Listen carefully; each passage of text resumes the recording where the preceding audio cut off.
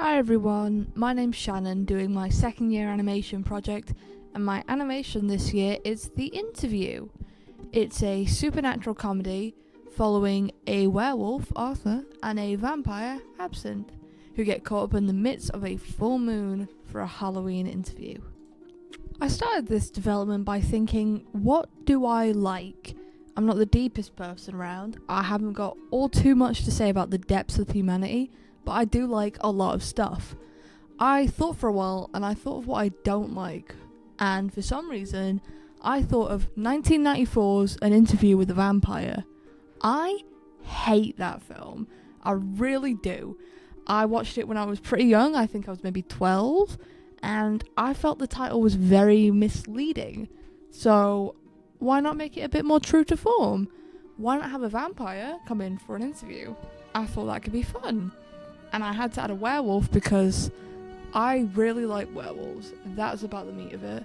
I think they're really cool. These characters were a lot of fun to do. I especially had fun with the werewolf, despite how generic he looks. And I say generic not in a way to undermine myself, more so in a way of that's what I wanted. I thought, what if he was more wolfy? What if he was older? None of these designs felt cohesive or particularly interesting to me, so after a bit of searching, I came up with this.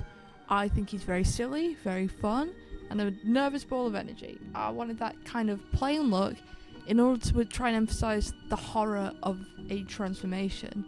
Something going from very normal to very, very abnormal. Very fun.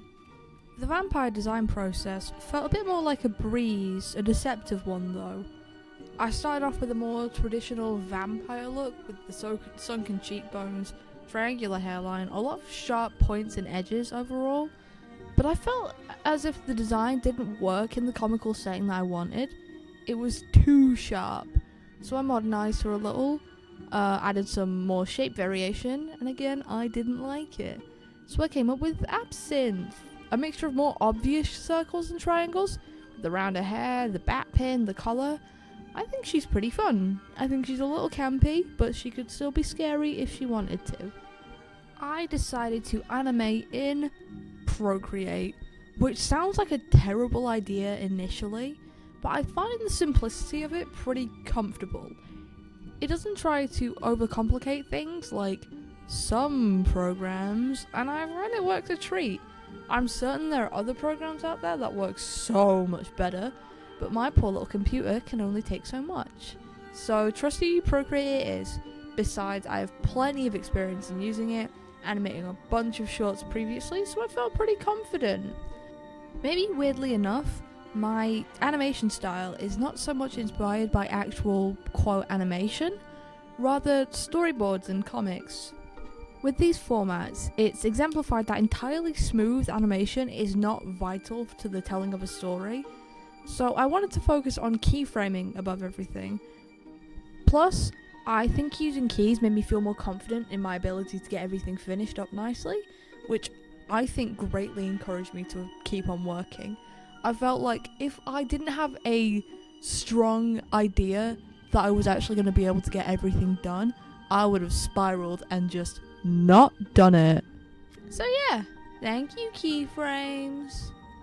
I wanted to make my storyboards clean enough to pass as sketches, which made the storyboarding process a lot more complicated than it had to be. In hindsight, I would have been less precious about it. The process took me significantly longer than I would have wanted it to, and I think that time could have been better spent on the animation itself and picking up on some detail the finished product could have benefited from. But I'm still very happy with the final results. You win some and you lose some. I think one of the biggest challenges I faced with my animation was keeping characters consistent. I kept on forgetting a bunch of the characters' details. Absinthe has a white stripe down her hair. Arthur has glasses.